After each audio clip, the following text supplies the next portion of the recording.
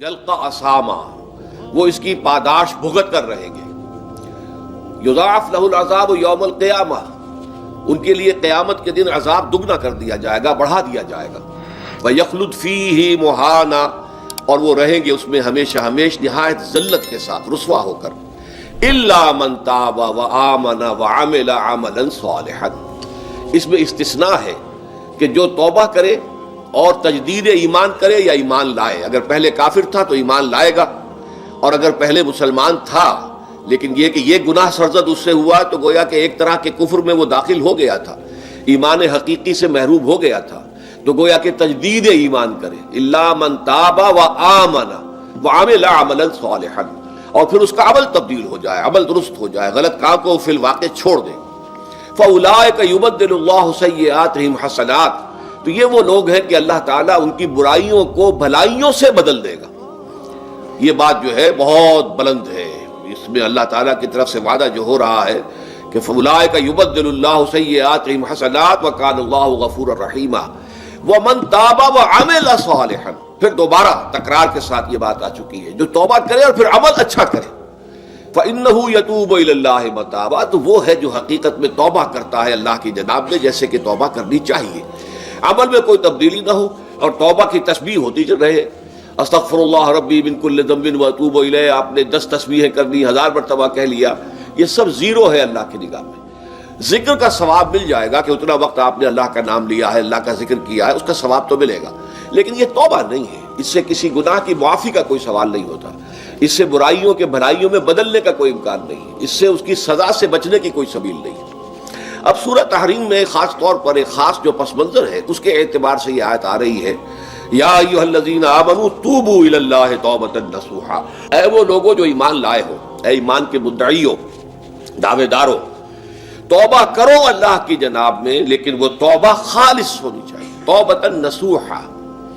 اس سورہ مبارکہ کے پس منظر کو نوٹ کیجئے تو اس میں ایک خطا اجتہادی کہہ لیجئے حضور سے ہو گئی تھی صلی اللہ علیہ وسلم، اگرچہ وہ خطا جانب خیر میں تھی، اچھے کام کے لیے تھی، برے کام کے لیے نہیں تھی، کہ آپ نے اپنی ازواج مطہرات کی دل جوئی کے لیے ایک شے جو اللہ کی طرف سے آپ کے لیے حلال تھی اس کو استعمال نہ کرنے کی قسم کھا لی. تو اس پر حضور کو روکا گیا، یا ایھا النبی لم تحرم ما احل اللہ لک تبتغی مرضات ازواجک، اے نبی کیوں آپ اپنے اوپر حرام ٹھہراتے ہیں وہ شے جو اللہ نے آپ کے لیے حلال قرار دی ہے؟ کیا آپ اپنی بیویوں کی رضا جوئی کے لیے ایسا کر رہے ہیں؟ واللہ غفور الرحیم، اللہ غفور ہے، رحیم ہے. اللہ نے آپ کی اس خطا سے درگزر کیا ہے، لیکن قد فرض اللہ لکم تحلۃ ایمانکم، اللہ تعالیٰ نے راستہ تمہارے لیے کھول دیا ہوا ہے کہ ایسی قسموں کو کھولا جا سکتا ہے جس کے لیے کہ سورہ مائدہ کے اندر کفارہ دے دیا گیا. تو گویا کہ حضور کو یہاں حکم دیا جا رہا ہے کہ آپ اپنی اس قسم کا کفارہ دیجئے، قسم کا، اور یہ جو قسم ہے اس کو کھول دیجئے. نمبر 2 پہ پھر 2 ازواج مطہرات کا معاملہ آیا کہ حضور نے ایک راز کی بات کہی ایک زوجہ محترمہ سے، لیکن انہوں نے وہ راز جو ہے وہ دوسری زوجہ محترمہ کو پہنچا دیا جن میں زیادہ آپس میں قریبی تعلق تھا. تو گویا کہ یہ بھی ایک طرح سے خیانت ہو گئی، اس لیے کہ راز جو ہے وہ تو ایک امانت ہوتا ہے، اور خاص طور پر عائلی زندگی میں میاں بیوی کے درمیان کے جو معاملات ہوتے ہیں وہ تو بہت ہی رازداری پر مبنی ہوتے ہیں. اس لیے ان میں سے کوئی چیز جو ہے جس کو خاص طور پر کہا گیا ہو کہ یہ ایک راز کی بات ہے جو تم سے کہہ رہا ہوں، کسی اور سے کہنا نہیں ہے، تو اس میں جو غلطی ہوئی ہے وہ بھی ایک بڑی غلطی تھی حضرت عائشہ صدیقہ رضی اللہ تعالی عنہا ان کی. تو ان دونوں کے پس منظر میں پھر تیسری بات آئی کہ اہل ایمان اگر تم غافل ہو اپنے اہل و عیال کی طرف سے اس اعتبار سے کہ ان کا کردار کیسا بن رہا ہے، وہ اللہ کے بندے ہیں یا کوئی غلطیاں کر رہے ہیں، خطا کر رہے ہیں، تو دیکھو یہ تم ان کے ساتھ جو ہے وہ محبت نہیں کر رہے، عداوت کر رہے ہو، اس لیے کہ تمہاری اس نرمی، تمہاری اس شفقت اور ان محبت کے اندر اس درجے بڑھ جانا کہ اس میں اللہ تعالیٰ کے جو حرام کردہ امور ہیں ان میں بھی تم ملوث ہو جاؤ، تو یہ گویا کہ در حقیقت تم اپنے آپ سے بھی دشمنی کر رہے ہو اور ان سے بھی دشمنی کر رہے ہو. اپنے آپ سے دشمنی کر رہے ہو کہ تمہاری عاقبت خراب ہوگی، ان سے دشمنی کر رہے ہو کہ ان کی اگر تربیت غلط ہو جائے گی تو گویا کہ وہ جہنم کا نمالہ بنیں گے. اب اس 3 چیزوں کے پس منظر میں فرمایا جا رہا ہے، یا ایھا الذین آمنوا توبوا الی اللہ توبۃ نصوحا، اے ایمان والو، اے ایمان کے دعوے دارو، اللہ کی جناب میں توبہ کرو، لیکن توبہ خالص نصوحا. پہلی بات تو یہ جانیے، میں نے بھی یقیناً پہلے بھی عرض کیا ہوگا لیکن دہرانے میں کوئی حرج نہیں ہے، عربی زبان میں یہ 2 الفاظ بہت قریب ہیں، آبا یعوب اوبن اور تابا یتوب توبن یا توبتن. آبا یعوب و اوبن بھی ہوتا ہے واپس لوٹنا، لیکن یہ ہے کسی یعنی مادی چیز کی طرف سے واپس لوٹنا۔ ایک ہے تابا یتوب توبن یا توبتن، وہ کسی فعل سے معنوی چیز سے پلٹ آنا، لوٹ آنا۔ چنانچہ ایک بڑی پیاری جو دعا حضور صلی اللہ علیہ وسلم مانگا کرتے تھے، آپ کی مسنون دعاؤں میں سے ہے، جب آپ سفر پر گئے واپس گھر آئے تو گھر میں داخل ہوتے ہوئے آئبونا تائبونا لربنا حامدون، ہم پلٹ کر آ گئے ہیں سفر سے، وطن سے میں پہنچ گئے ہیں، گھر میں داخل ہو رہے ہیں، اور ہم اس حال میں بھی اپنے رب کی جناب میں توبہ بھی کر رہے ہیں، رجوع کر رہے ہیں اللہ کی جناب میں، اور اپنے رب کی حمد کرتے ہوئے داخل ہو رہے ہیں۔ آئبونا تائبونا لربنا حامدون۔ اسی طرح آپ بازار جائیں، اس کے بعد اپنے گھر میں داخل ہو تو یہ دعا پڑھیں، تو یہ گویا کہ یہ بہت ہی ایک یوں سمجھیے مبارک، بہت سی اس کے اندر برکات ہوں گی۔ تو اس میں بھی لفظ آبا یعوب و اوبن، تابا یتوب و توبن، یہ دونوں کے بہت قریب آ گئے، آئبونا تائبونا لربنا حامدون۔ توبو الی اللہ، اب الہ کو نوٹ کیجئے، یہ توبہ کا لفظ بھی بہت سے ایسے الفاظ میں سے عربی زبان کے، جیسا کہ اس سے پہلے ہم دیکھ چکے ہیں کہ ایک لفظ ہے رغبہ، رغبہ رغبت جسے اردو میں ہم بولتے ہیں۔ رغبہ الہ ہوگا تو کسی شے کی طرف رجحان ہونا، اس کی طلب پیدا ہو جانا، اس کی خواہش پیدا ہو جانا، اور رغبہ عن ہوگا تو کسی چیز سے متنفر ہو جانا، دور ہٹ جانا، دور چلے جانا۔ ورب ایک ہی ہے، پریپوزیشن کی چینج سے بالکل برعکس نتیجہ نکل آیا۔ ومن رغب عن سنتی فلیس منی، جسے میری سنت پسند نہیں ہے، جو اس سے ہٹتا ہے، پیچھے ہٹتا ہے، اس کو ترک کرتا ہے، اس کا مجھ سے کوئی تعلق نہیں۔ اسی طرح مالا یمیل و میلن، مالا الہ کسی شے کی طرف مائل ہونا، مالا عن اس شے سے ہٹ جانا، پیچھے ہٹ جانا، نفرت ہو جانا۔ اسی میں وہ لفظ تھا صا، فقط سقط قلوبکما، تمہارے دل جو ہے وہ تو مائل ہو ہی گئے ہیں۔ سغا بھی الہ ہوگا تو اس کے معنی کسی شے کی طرف مائل ہو جانا، عن ہوگا تو کسی شے سے متنفر ہو جانا۔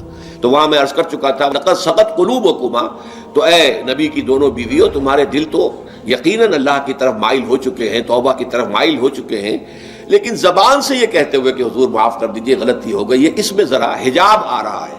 ظاہر بات ہے شوہر اور بیوی کے درمیان جس طرح کا تعلق ہوتا ہے تو اس میں یہ کہ بسا اوقات اپنی غلطی کو واضح الفاظ میں تسلیم کرنے میں کچھ ہچکچاہٹ سی ہوتی ہے، تو وہ ایک کیفیت تھی کہ تمہارا دل تو مائل ہو چکا ہے، لیکن یہ کہ تم ذرا زبان سے بھی کہو، اقرار کرو۔ اسی طریقے سے یہ لفظ توبہ ہے، توبہ الہ ہے، کسی کی جناب میں توبہ کرنا۔ جب اللہ تعالیٰ کی طرف توبہ کا لفظ آئے گا تو توبو الی اللہ توبۃ نصوحا، اللہ کی جناب میں توبہ کرو۔ اور جب اللہ تعالیٰ توبہ کرتا ہے، یہ لفظ جو ہے دو طرف استعمال ہوتا ہے، تواب بندہ بھی ہے، تواب اللہ بھی ہے۔ اللہ تواب ہے، بہت توبہ کا قبول کرنے والا، بندہ تواب ہے، بہت زیادہ توبہ کرنے والا۔ وہ حدیث میں آپ کو سنا چکا ہوں، کل بنی آدم خطاؤن وخیر الخطائین التوابون، تمام بنی آدم نہایت خطا کار ہیں، گناہ گار ہیں، غلطیاں ہوتی ہیں، خطائیں ہوتی ہیں، لیکن ان خطا کاروں میں بہتر لوگ وہ ہیں جو بہت توبہ کرنے والے ہیں، رجوع کرتے ہیں، پلٹتے ہیں، ان میں پشیمانی پیدا ہو جاتی ہے اور وہ اللہ تعالیٰ کی جناب میں رجوع کرتے ہیں، تو وہ تواب ہیں، بہت زیادہ توبہ کرنے والے۔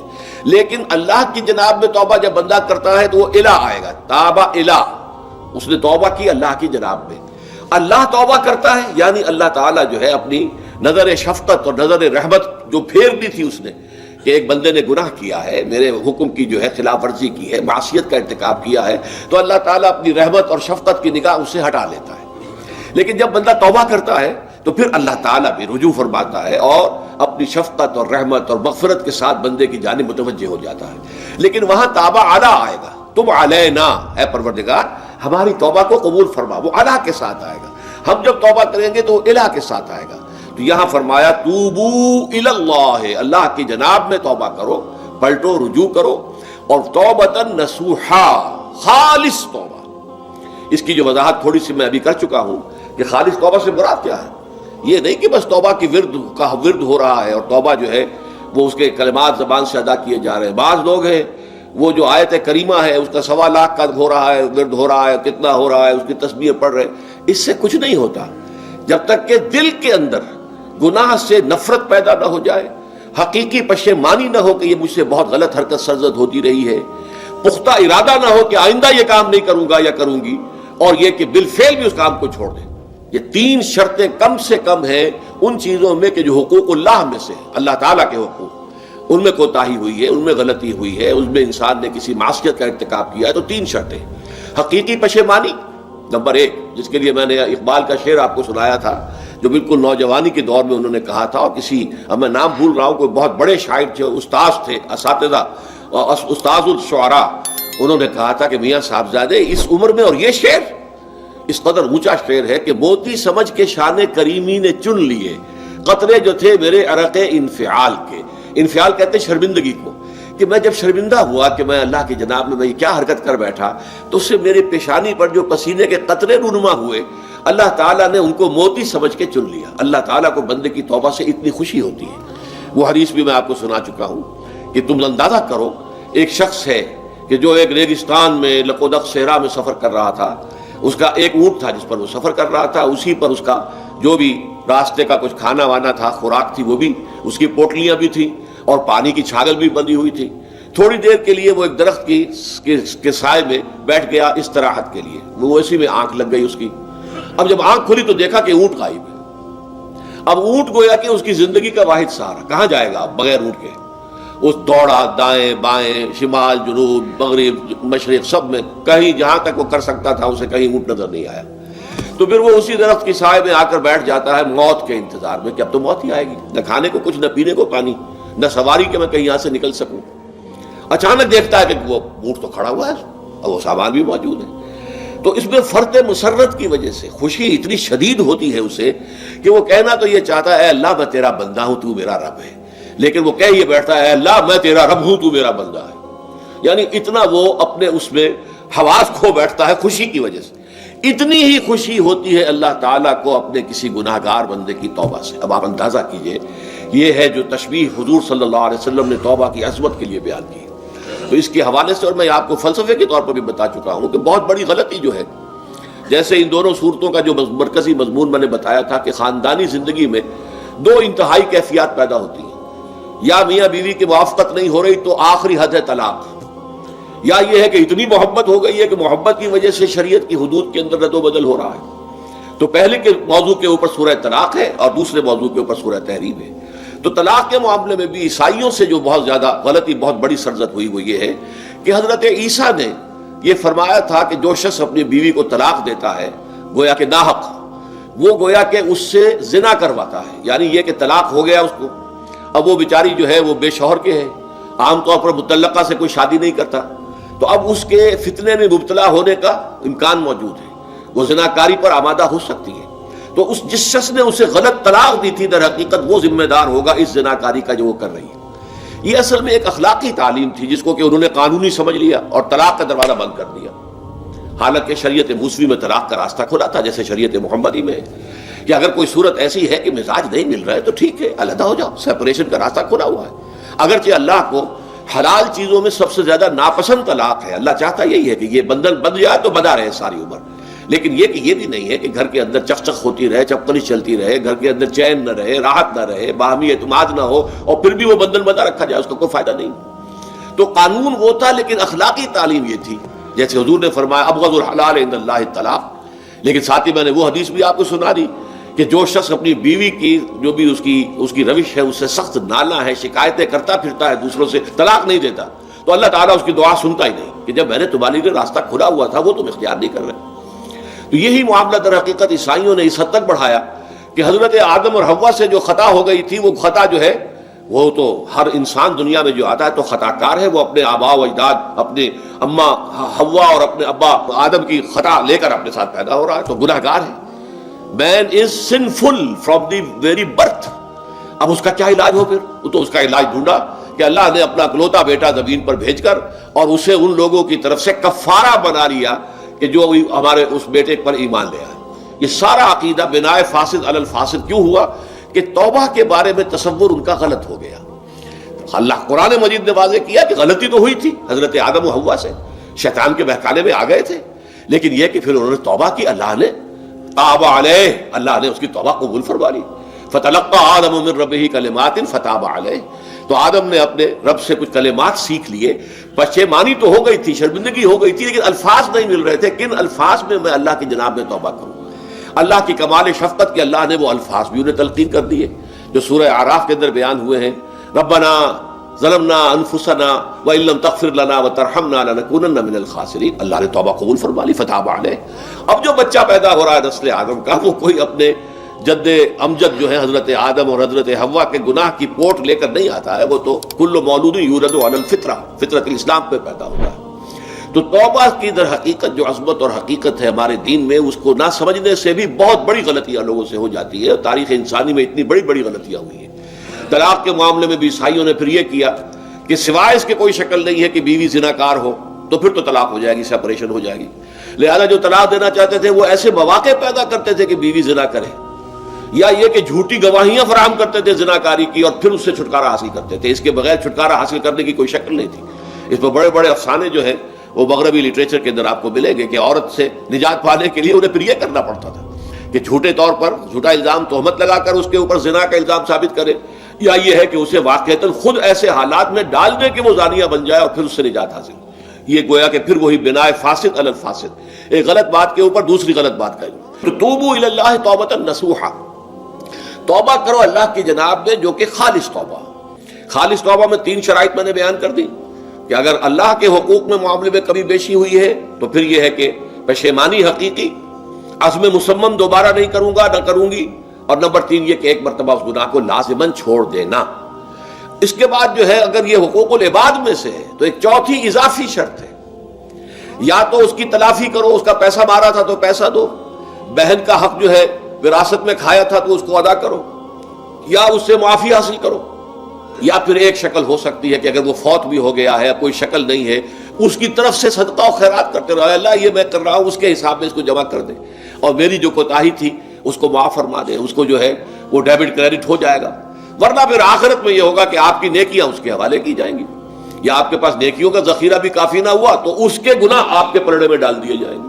اور اسی کو حضور نے فرمایا کہ میری امت کا اصل مفلس وہ ہے. آپ نے پوچھا اتدرون من المفلس، آپ لوگ جانتے ہیں کہ مفلس کون ہوتا ہے؟